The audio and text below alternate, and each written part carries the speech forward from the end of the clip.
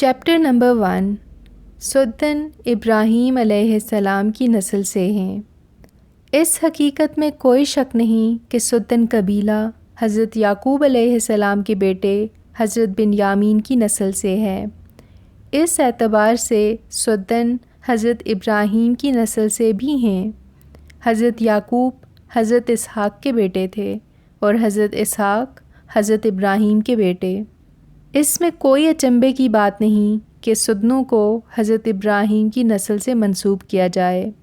عبرانی زبان اور عربی زبان میں ابراہیم کا مطلب ہے فادر آف مینی نیشنز، کہ وہ دنیا کی بہت سی قوموں کے باپ تھے۔ انہیں یہودی، عیسائی اور مسلمان سبھی اپنا باپ تسلیم کرتے ہیں۔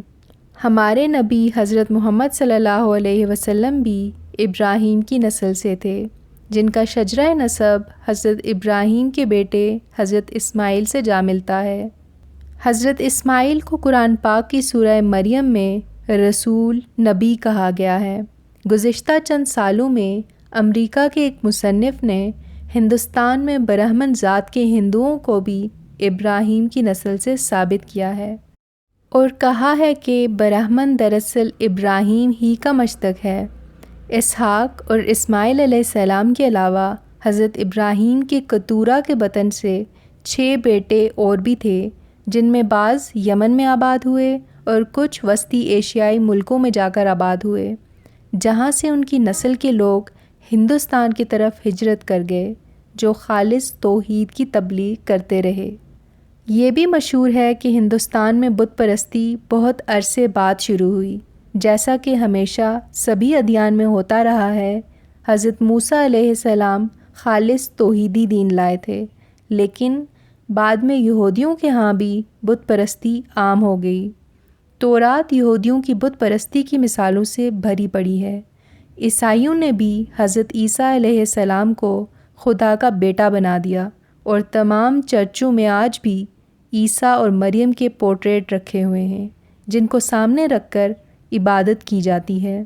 خود خانہ کعبہ میں بھی حضور صلی اللہ علیہ وسلم کی بعثت سے 250 سال قبل بت رکھے گئے، جن کی پرستش شروع ہوئی، جبکہ حضرت ابراہیم اور اسماعیل علیہ السلام کی طرف سے خانہ کعبہ کی تعمیر کے بعد 2600 سال تک خانہ کعبہ میں ایک خدا کی عبادت کی جاتی رہی۔ عہد نامہ عتیق میں حضرت ابراہیم کے کتورہ کے بطن سے پیدا ہونے والے بیٹوں کے نام یہ ہیں: زمران، یکسان، مدان، مدیان، اسباق، سوخ۔ پیدائش باب 25:2-1۔ مذکورہ بالا حوالوں سے یہ کہنا کوئی عجیب نہیں ہوگا کہ سدن قبیلہ بھی دراصل حضرت ابراہیم کی اولاد سے ہے۔ بنیامین کا ذکر انگریزی کتب میں بنجامن سے مشہور ہے۔ حضرت یعقوب ابراہیم کے پوتے تھے اور بنیامین حضرت یعقوب کے بیٹے تھے۔ حضرت یوسف اور حضرت بنیامین سگے بھائی تھے، جن کی ماں کا نام راحیل تھا، جبکہ باقی 10 بیٹے حضرت یعقوب کی 3 بیویوں لیہ، بلہا اور زلفا سے پیدا ہوئے۔ لیہ کے بطن سے روبن، شمون، لاوی، یہودا، اشکار اور زبولون پیدا ہوئے، جبکہ لونڈی بلہا کے بطن سے دان، انگریزی میں ڈین اور نفتالی، اور لونڈی زلفا کے بطن سے جد اور عاشر نے جنم لیا۔ پیدائش باب 23-26۔ بنیامین اور اسرائیلیوں کے درمیان لڑائی۔ عہد نامہ عتیق اور قرآن پاک کے متعدد حوالوں سے یہ بات ثابت ہوئی ہے کہ حضرت یعقوب علیہ السلام اپنے 2 بیٹوں یوسف اور بنیامین کو دیگر 10 بیٹوں کی نسبت زیادہ پسند کرتے تھے، اور اس کی بڑی وجہ یہی تھی کہ یہ دونوں نبی کے منصب پر فائز تھے۔ حضرت یوسف کی نبوت کسی شک و شبے سے بالاتر ہے، لیکن بنیامین کی بزرگی اور نبوت بھی مسلمہ تھی۔ اسی دوران حضرت یوسف نے خواب میں دیکھا کہ 11 ستارے اور سورج اور چاند زمین پر اتر کر انہیں سجدہ کر رہے ہیں، جس کی تعبیر یہ تھی کہ ان کے 11 بھائی اور ماں باپ اس کے سامنے جھکیں گے اور وہ ان کا حکمران ہوگا۔ حضرت یوسف نے یہ خواب اپنے باپ اور بھائیوں کو سنایا، جس پر خاص کر ان کے بھائی تلملا اٹھے۔ باپ کی زیادہ توجہ اور محبت، اور خاص کر اس خواب کے بعد وہ حضرت یوسف اور ان کے بھائی بنیامین سے بغض اور حسد کرنے لگے، حتیٰ کہ حضرت یوسف کو مختلف ہیلے بہانوں سے لے جا کر دور اندھے کنویں میں ڈال دیا، جہاں سے مصر جانے والے راہگیروں نے نکال کر انہیں مصر جا کر بیچ دیا، جہاں وہ مختلف آزمائشوں اور قید و بند کی صعوبتیں برداشت کرنے کے بعد عزیز مصر بن گئے۔ یہ قصہ تورات اور قرآن پاک میں احسن القصص کے نام سے مشہور ہے، جو ہمارا موضوع بحث نہیں۔ البتہ حضرت یوسف کے بچھڑ جانے کے بعد حضرت یعقوب اپنے سب سے چھوٹے بیٹے بنیامین کے بارے میں بہت محتاط ہو گئے اور ان کو دیگر 10 سوتیلے بھائیوں کے ہتھے نہیں چڑھنے دیا کہ کہیں وہ اسے نقصان نہ پہنچائیں۔ کنعان یعنی فلسطین سے حضرت یعقوب اور ان کے 11 بیٹوں کی اولاد کو حضرت یوسف نے مصر بلا کر آباد کیا۔ اس وقت ان کی تعداد 72 تھی، جہاں وہ واپس فلسطین جانے سے قبل 420 سال تک رہے۔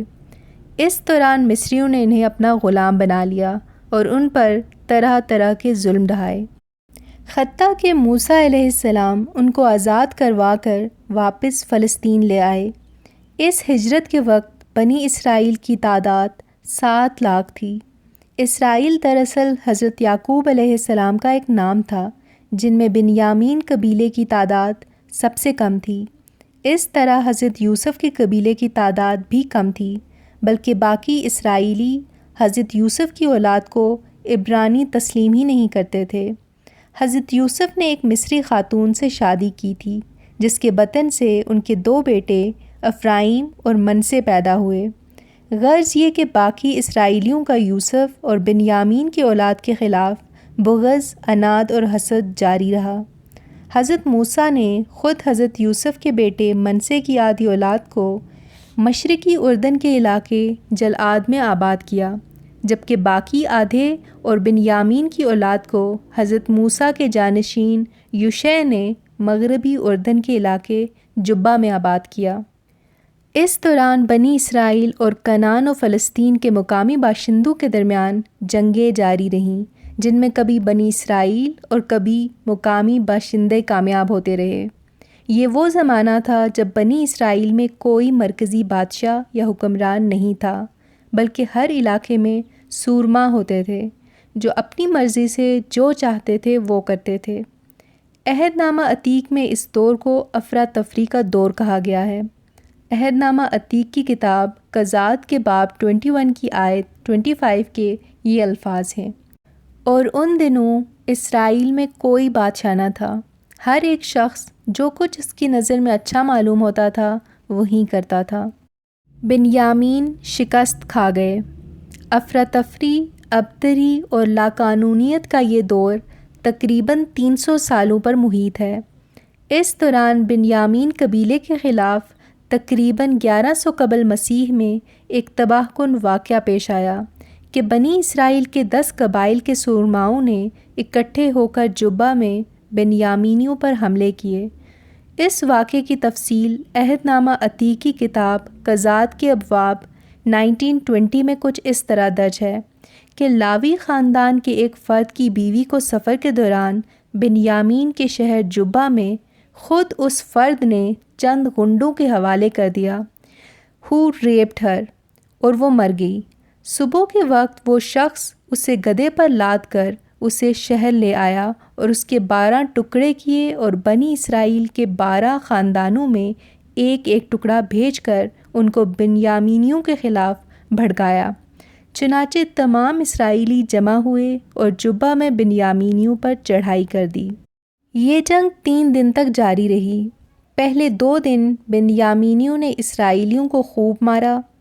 پہلے دن بنیامینیوں نے اسرائیل کے 22,000 لوگوں کو قتل کیا۔ قضات باب 20 آیت 21۔ دوسرے دن کی لڑائی میں انہوں نے 18,000 اسرائیلیوں کو قتل کیا، آیت 25۔ لیکن تیسرے دن کی لڑائی میں اسرائیلیوں نے حکمت عملی تبدیل کی کہ جبہ شہر کے پیچھے 10,000 شمشیر زنوں کو گھات میں بٹھا دیا اور باقیوں نے بنیامینیوں پر سامنے سے حملہ کیا۔ بنیامینیوں نے پہلے 2 دنوں کی طرح ان کا قتل عام شروع کیا۔ اسرائیلی پیچھے ہٹتے گئے، حتیٰ کہ وہ بنیامینیوں کو اپنے شہر سے بہت دور لے گئے۔ اسی اثناء میں گھات میں بیٹھے اسرائیلیوں نے جبہ شہر پر حملہ کر دیا، اس میں داخل ہو گئے، شہر کو آگ لگا دی اور بنیامین کی تمام خواتین، بچوں اور بوڑھوں کو قتل کر دیا۔ لڑنے والے بنیامینیوں نے جب اپنے شہر سے دھوئیں کے بادل اٹھتے دیکھے تو ان کے حوصلے پست ہو گئے، وہ ہمت ہار بیٹھے۔ اسی اثناء میں گھات والے اسرائیلی بھی عقب سے ان پر چڑھ دوڑے۔ اس محاصرے میں تیسرے دن کی لڑائی میں اسرائیلیوں نے بنیامینیوں کے 25,100 بہادر جوانوں کو قتل کر دیا۔ اس لڑائی میں عہد نامہ عتیق کی آیت 47 کے مطابق بنیامین کے صرف 600 آدمی زندہ بچے، جو بھاگ کر دور ایک پہاڑی مون کی غاروں میں 4 ماہ تک چھپے رہے۔ اس لڑائی میں اسرائیلیوں نے بنیامین کی تمام عورتوں کو شہید کر دیا۔ اسی پر بس نہیں کیا، بلکہ سب نے مل کر قسم کھائی کہ وہ کسی بھی بنیامینی کو اپنی بیٹی یا بہن شادی نہیں دے گا۔ باب 21 کی پہلی آیت کے الفاظ ہیں، اور اسرائیل کے لوگوں نے مصافہ میں قسم کھا کر کہا تھا کہ ہم سے کوئی اپنی بیٹی کسی بنیامینی کو نہ دے گا۔ اسرائیلیوں نے بنیامین کے خلاف اس حد تک ظلم و ستم پر اکتفا نہ کیا، بلکہ انہوں نے جب خانہ شماری کی تو انہیں پتہ چلا کہ جلاد کے لوگ ان کے ساتھ اس جنگ میں شریک نہیں ہوئے۔ جلاد میں حضرت یوسف کے بیٹے منسے کی اولاد آباد تھی، چنانچہ انہوں نے 12,000 شمشیر زن مشرقی اردن روانہ کیے، جہاں ان کو حکم دیا گیا کہ جا کر جلاد کے باشندوں کو عورتوں اور بچوں سمیت قتل کرو۔ باب 21 آیت 10۔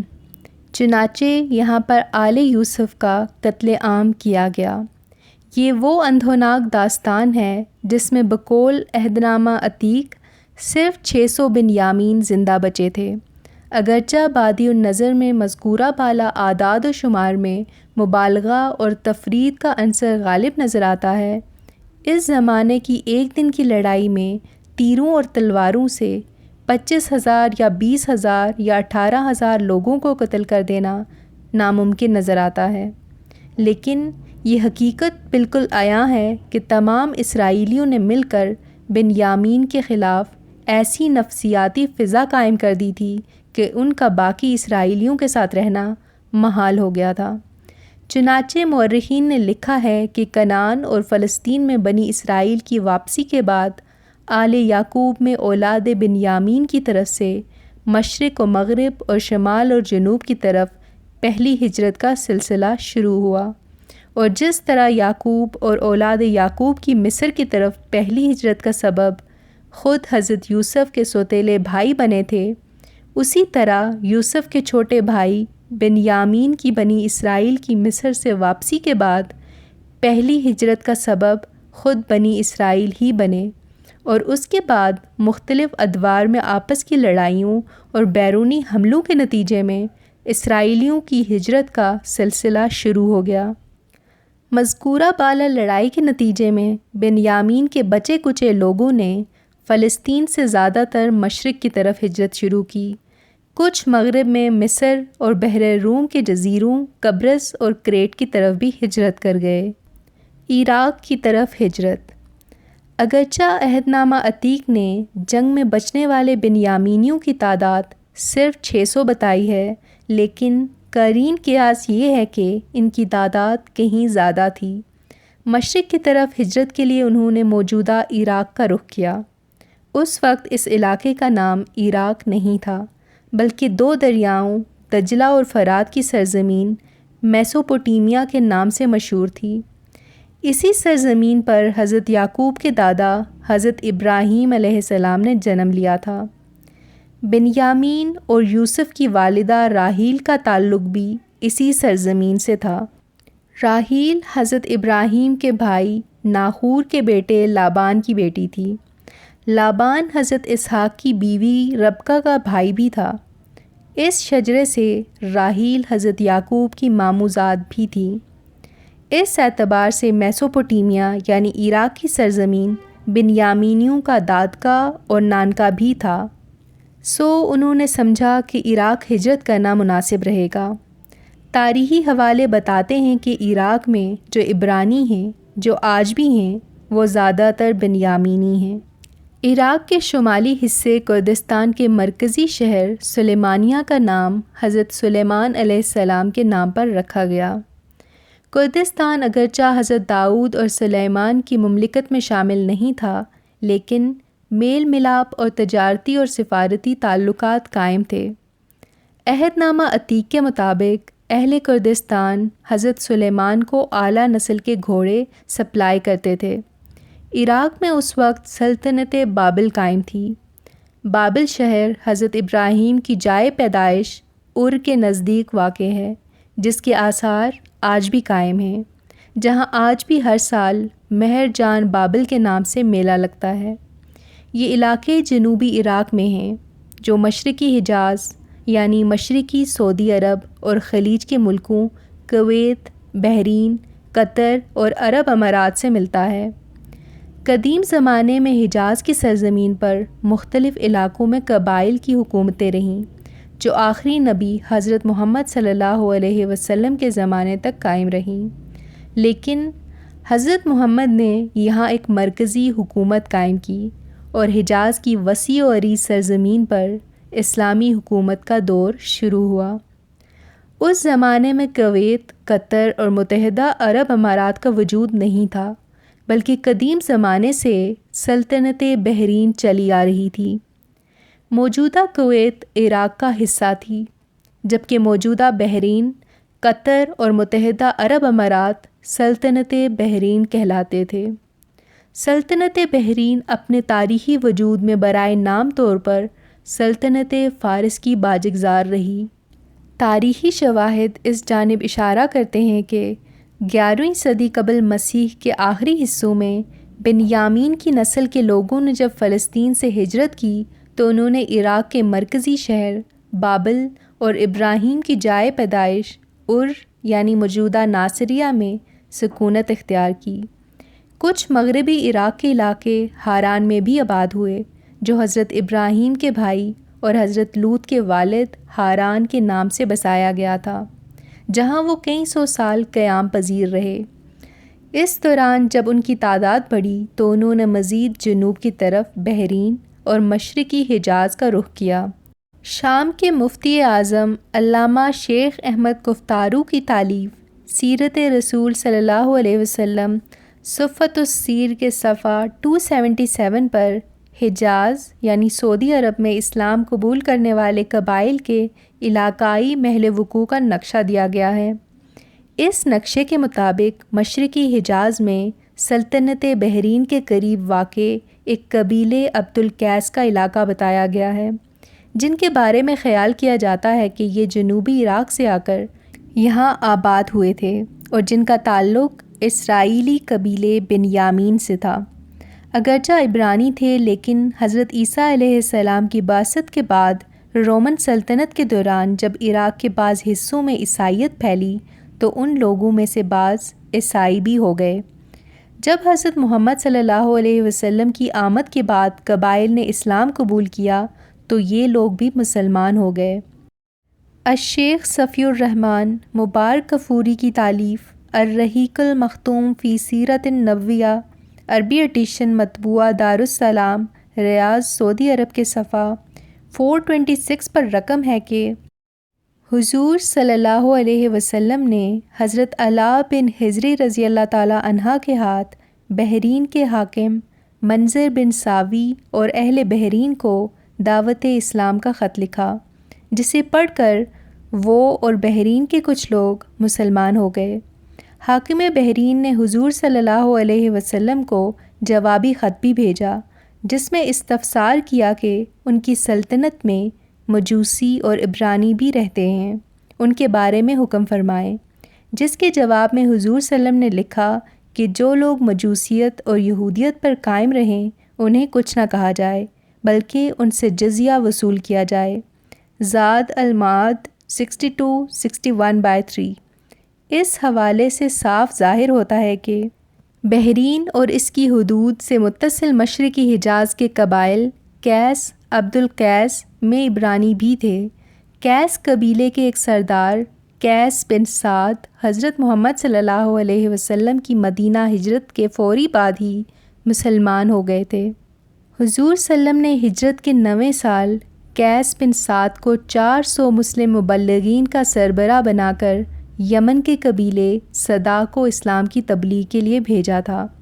قبیلہ صدا ان کے آنے سے قبل ہی مسلمان ہو گئے تھے، البتہ قیس اور ان کے ساتھی کافی عرصہ وہاں رہے اور انہیں اسلام کی تعلیم دیتے رہے۔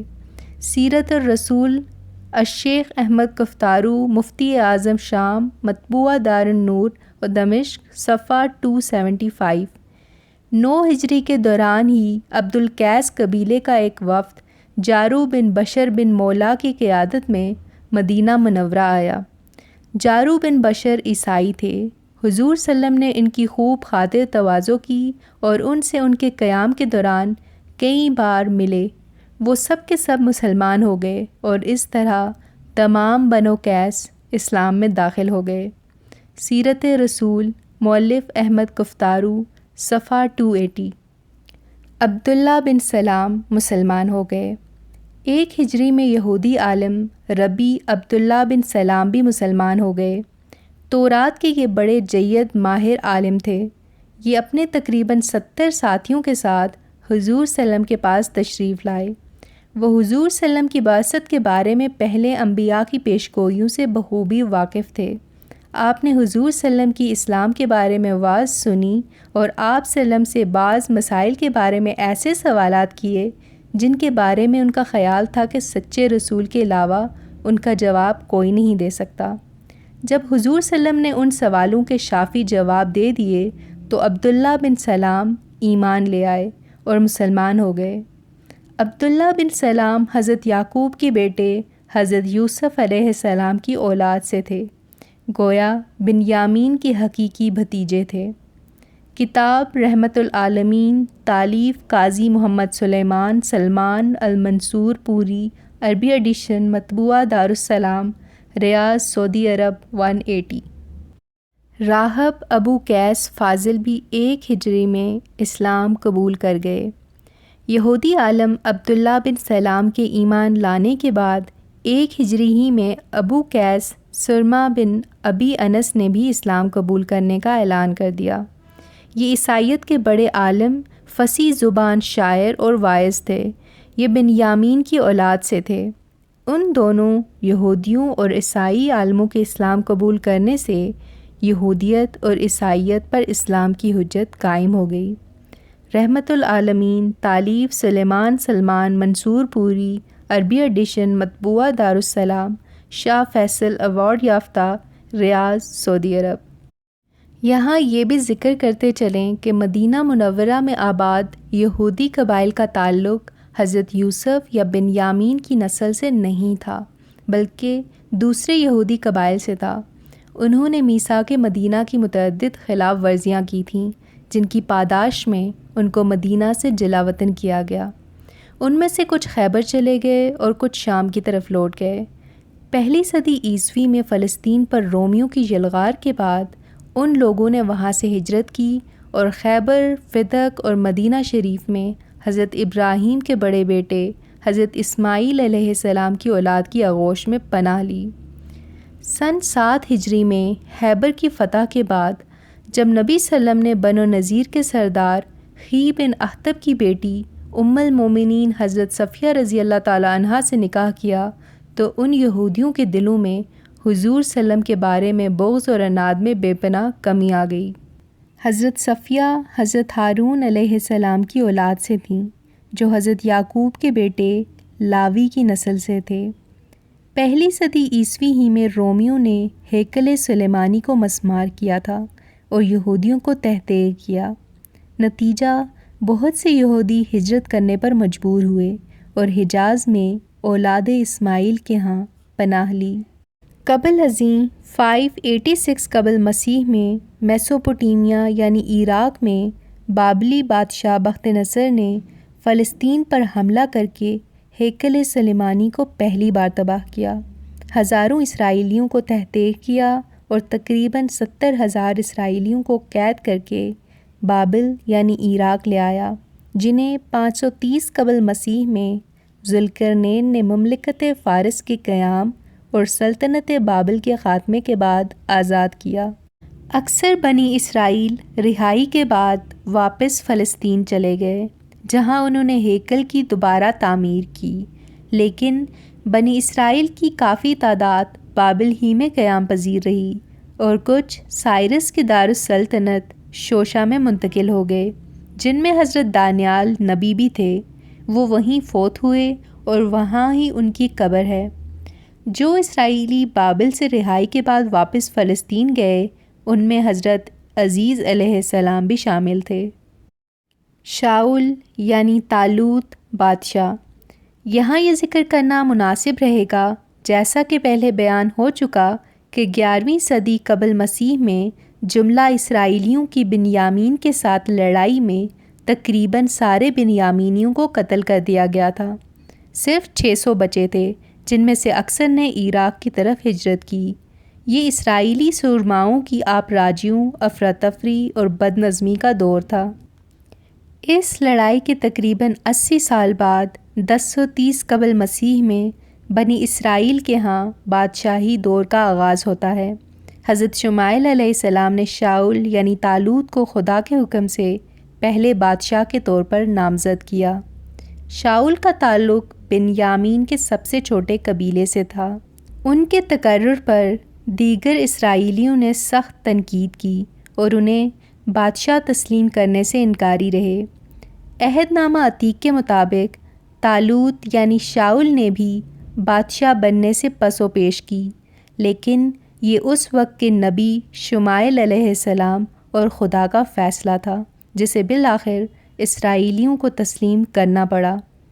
قرآن پاک کی سورہ بقرہ میں اللہ رب العزت نے حضرت طالوت کو بادشاہ مقرر کرتے ہوئے فرمایا، قال لهم نبیہم ان اللہ قد بعث لکم طالوت ملکا۔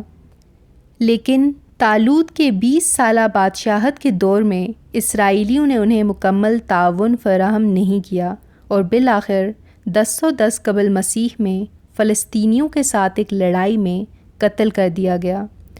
طالوت کا بنی اسرائیل کے پہلے بادشاہ کے طور پر تقرر دراصل ان زیادتیوں اور ظلم و ستم کا ازالہ کرنا تھا جو سارے اسرائیلیوں نے بنیامین کی اولاد کے خلاف روا رکھے تھے اور جو چوری چھپے وہاں رہ رہے تھے یا قبرص ہجرت کرنے کے کچھ عرصہ بعد ہی واپس فلسطین آ گئے تھے۔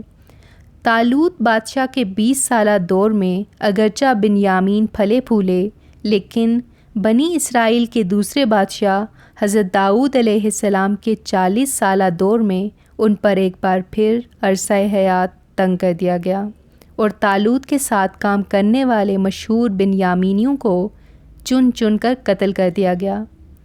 اگرچہ عہد نامہ عتیق کے مطابق یہ مظالم حضرت داؤد کی مرضی کے خلاف ہی ڈھائے جاتے رہے۔ عہد نامہ عتیق کے مطابق حضرت داؤد کے امیر جیش یوآب نے ان کے متعدد احکامات کی حکم عدولی کی۔ انہوں نے طالوت کے امیر جیش ابنیر کو حضرت داؤد کی مرضی کے خلاف قتل کر دیا اور حضرت داؤد کے باغی بیٹے ابشالم کو بھی ان کو قتل نہ کرنے کے حکم کے باوجود قتل کر دیا۔ حالانکہ اولاد یوسف اور اولاد بنیامین سبھی مسلمان تھے، سدنوں کو اللہ تعالیٰ کی کمال مہربانی اور فضل و کرم سے یہ اعزاز حاصل ہے کہ ان کے آبا و اجداد حضرت موسیٰ اور عیسیٰ علیہ السلام اور آخری نبی حضرت محمد صلی اللہ علیہ وسلم کی شریعتوں اور تعلیمات سے بہرور ہوئے۔ یہ شرف اور کون ہے جسے حاصل ہے؟ حضرت ابراہیم، حضرت اسحاق اور حضرت یعقوب علیہ السلام کبھی بھی یہودی یا نصرانی نہیں تھے، بلکہ اسلام کے داعی اور مسلمان تھے۔ اسی طرح ان کی اولاد میں سے اولاد یوسف اور اولاد بنیامین کے علاوہ جملہ انبیاء، علماء اور اولیاء مسلمان تھے۔ قرآن پاک میں بڑی صراحت کے ساتھ اس بارے میں یہود و نصارہ کے دعووں کی تردید کی گئی ہے۔ قیس عبد الرشید بن اوس، حجاز یعنی سعودی عرب کی صدیوں پر پھیلی ہوئی تاریخ کی ورق گردانی کرنے اور شجرہائے نسب کے مطالعہ سے پتہ چلتا ہے کہ اس سرزمین پر کیس نام کے متعدد افراد گزرے ہیں۔ بخاری شریف 581/2527/1 میں ایک روایت کیس ابن ابی حازم سے منسوب ہے جس میں شہدائے احد کا ذکر ہے۔ الرحیق المختوم قصۃ الغزوہ احد صفی الرحمن مبارک پوری عربی ایڈیشن مطبوعہ دارالسلام ریاض شاہ فیصل ایوارڈ یافتہ۔ کیس اعلان اور کیس بن حسین کے نام بھی ذکر کیے گئے ہیں۔ مذکورہ بالا کتاب الرحیق المختوم کے صفحہ 23 پر مصنف مذکور نے لکھا ہے، جس کا ترجمہ ہے: عبد القیس اور کچھ دیگر قبائل نے بحرین ہجرت کی اور وہاں سکونت اختیار کی، جبکہ مفتی اعظم شام شیخ احمد گفتارو نے اپنی تالیف سیرت رسول میں عبد القیس قبیلے کی جائے سکونت کا جو نقشہ دیا ہے وہ مشرقی حجاز میں سلطنت بحرین کے ساتھ ملا ہوا ہے۔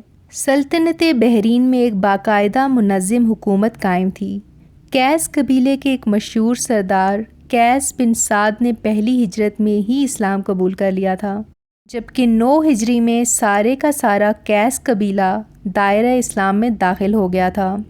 یہاں آگے بڑھنے سے قبل ایک انتہائی اہم حقیقت کا ذکر کرنا ضروری ہے کہ حضرت یوسف علیہ السلام اور حضرت بنیامین کی اولاد یہودی نہیں تھے، بلکہ اسلام کے داعی اور مسلمان تھے۔ اگر یہ یہودی ہوتے تو تمام دیگر یہودی ان کا قتل عام نہ کرتے، جن کا ذکر گزشتہ سطور میں کیا گیا ہے۔ حضرت موسیٰ علیہ السلام سے لے کر اولاد یعقوب میں مبعوث ہونے والے سبھی انبیاء اسلام کے داعی اور مسلمان تھے۔ مسلمان ہونے کے ناطے ہمیں قرآن پاک نے اس مسئلے پر واضح رہنمائی فرمائی ہے۔ قرآن پاک کی سورہ مائدہ کی آیت نمبر 44 میں کافی صراحت کے ساتھ بیان کیا گیا ہے کہ جو لوگ یہودی ہو گئے تھے، ان کو مبعوث انبیاء جو اسلام لائے تھے، انہوں نے ہدایت اور روشنی پر مبنی تورات کے مطابق دین اور دنیا کے احکام کی تعلیم دی، اور اسی طرح ان کے مسلم احبار اور رہبان یعنی اولیاء اور علماء نے تورات کی تعلیمات کے مطابق تعلیم دی، اور وہ اس کے گواہ بھی تھے۔ اس آیت میں ہادوا کا لفظ استعمال ہوا ہے جو عربی لغت کے مطابق ہاد یہود سے مشتق ہے، جس کا مطلب ہے یہودی ہو جانا۔ تاریخی شواہد سے ثابت ہوتا ہے کہ اولاد یعقوب کے بعض مفاد پرست اور لادین عناصر نے حضرت یعقوب علیہ السلام کے ایک بیٹے یہودا کے نام پر اس اسلامی مذہب کا نام یہودیت رکھ دیا، حالانکہ حضرت موسیٰ اور دیگر انبیاء اور اولیاء اور علماء مسلمان تھے اور اسلام ہی کی تعلیمات لائے تھے۔ یہودیوں کی اس روایت پر عمل کرتے ہوئے حضرت عیسیٰ علیہ السلام کی تعلیمات کو بھی بعد میں عیسائیت کا نام دے دیا گیا، حالانکہ حضرت عیسیٰ اور ان کے حواری مسلمان تھے۔ سورہ آل عمران کی آیت 52 میں اس نقطے کی طرف واضح اشارہ موجود ہے، جس کا ترجمہ ہے: جب حضرت عیسیٰ علیہ السلام نے ان یہودیوں سے کفر و انکار محسوس کیا تو آپ نے پوچھا کہ اللہ کی خاطر میرا کون مددگار ہے؟ تو حواریوں نے کہا کہ ہم اللہ کے دین کے مددگار ہیں، ہم اللہ پر ایمان لائے ہیں اور آپ گواہی دیں کہ ہم مسلمان ہیں۔ اس قرآنی آیت کے مطابق حضرت عیسیٰ علیہ السلام اور ان کے حواری اسلام کے داعی اور مسلمان تھے، لیکن ان کے بعد حضرت عیسیٰ کے نام نہاد پیروکاروں نے ان کی اسلامی تعلیمات کو عیسائیت کا نام دے دیا۔ ہمارے بعض ہم عصر مورخین نے بھی سدنوں کا شجرہ نسب بیان کرتے ہوئے حضرت یعقوب کے بیٹے بنیامین کی جگہ یہودا لکھ دیا، جن کے نام پر یہودی مذہب کو موسوم کیا گیا تھا، اور محض یہودا نام کی وجہ سے سدن مخالف عناصر نے سدنوں کو یہودی قرار دیا اور یہاں تک لکھا کہ آزاد کشمیر میں اسرائیل آباد ہے۔ لیکن یہاں جس کیس کو زیر بحث لانا مقصود ہے، ان کی کہانی ذرا مختلف ہے، اگرچہ یہ کیس اور بحرین اور مشرقی حجاز کی کیس آپس میں چچزاد ہیں۔ جس طرح عرب قبائل میں کیس نام کے متعدد ناموں کا ذکر ہے، اسی طرح عبرانی تاریخ میں بھی کیس نام کے کئی افراد ملتے ہیں۔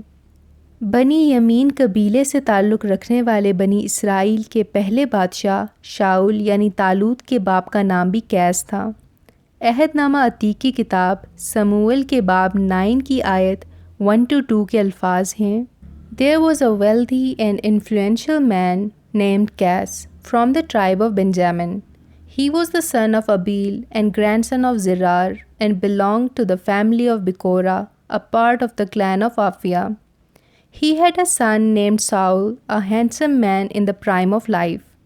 Saul was a foot taller than anyone else in Israel and more handsome as well. غرض یہ کہ شاؤل یعنی طالوت کے باپ کا نام بھی قیس تھا۔ اسی طرح عبرانیوں کے باقی قبائل میں بھی قیس نام کے کئی افراد گزرے، لیکن ہم جس قیس کو اس باب میں زیر غور لا رہے ہیں یہ قیس بن اوس یا ایز ہیں، جن کا تعلق بن یامین قبیلے سے تھا اور جس کے سینکڑوں افراد نے مغربی عراق یعنی میسوپوٹیمیا کے علاقے خاران سے شمال مشرق کی طرف ہجرت کی اور چلتے چلتے افغانستان کے علاقے غور میں آ کر آباد ہوئے۔ یہ وہی علاقہ ہے جہاں سے 12ویں صدی عیسوی میں محمد غوری نے محمود غزنوی کے 150 سال بعد غزوات ہند کا تسلسل جاری رکھا اور شمالی ہندوستان کے تمام علاقوں کو غوری سلطنت میں شامل کیا۔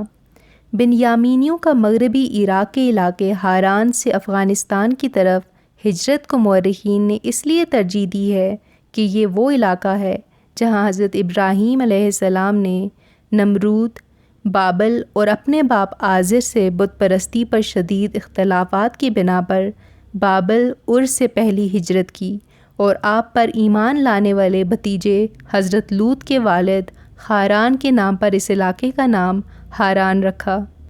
بنیامینیوں نے اسی علاقے سے افغانستان کی طرف ہجرت کی، اگرچہ بعض مورخین کا خیال ہے کہ یہ ہجرت جنوبی عراق سے ہوئی اور بعض کی رائے ہے کہ یہ ہجرت شمالی عراق کے علاقے نینوا یا کردستان کے علاقے سلیمانیہ سے ہوئی۔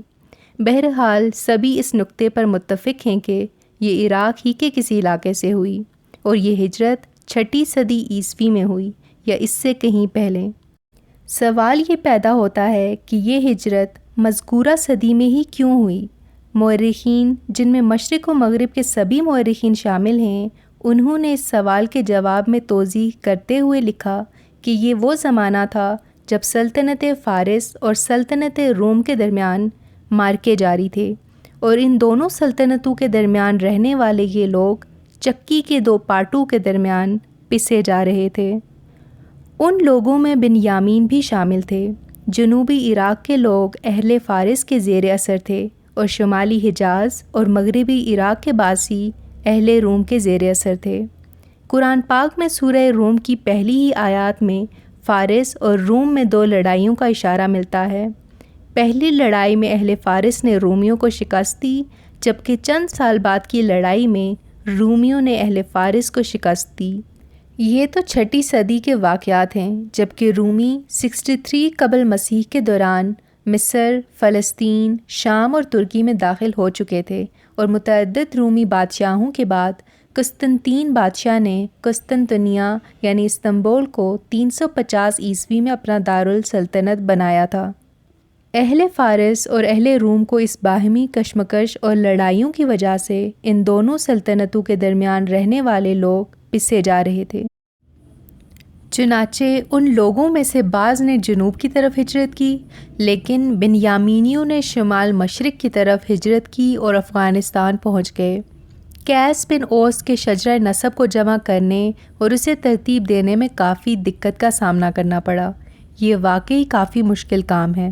تمام مورخین اس بات پر متفق ہیں کہ یہ شجرہائے نسب کے تعین میں کافی نعتوں کے ٹوٹنے کے امکانات بہرکیف موجود رہتے ہیں۔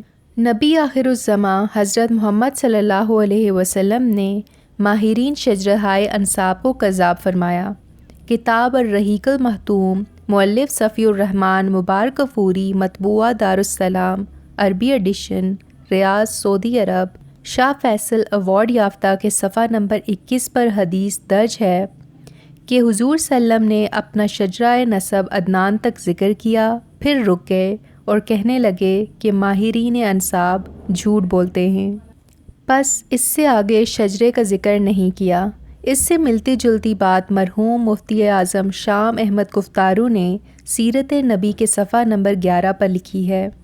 قحطان اور عدنان کے بعد شجرہ نسب میں اختلاف پر مبنی تخمینے شامل ہو جاتے ہیں جن سے نبی صلی اللہ علیہ وسلم نے منع فرمایا، لیکن الرحیق المختوم کے صفحہ 21 ہی پر مصنف نے لکھا ہے کہ علماء انساب نے عدنان سے بالا شجرہائے نسب بیان کرتے ہوئے کہا کہ عدنان اور ابراہیم کے درمیان 40 باپ گزرے ہیں۔ ان سطور اور اقوال سے پتہ چلتا ہے کہ شجرہائے نسب کا صحیح تعین کافی مشکل کام ہے جس میں غلطیوں کا امکان بہرحال موجود رہتا ہے۔ راکم نے قیس بن اوس یعنی قیس عبدالرشید ملک کے شجرہائے نسب کو عہد نامہ عتیق کی ورق گردانی کر کے تیار کرنے کی کوشش کی ہے۔ امید ہے کہ میری یہ کوشش غلطیوں سے مبرہ ہوگی۔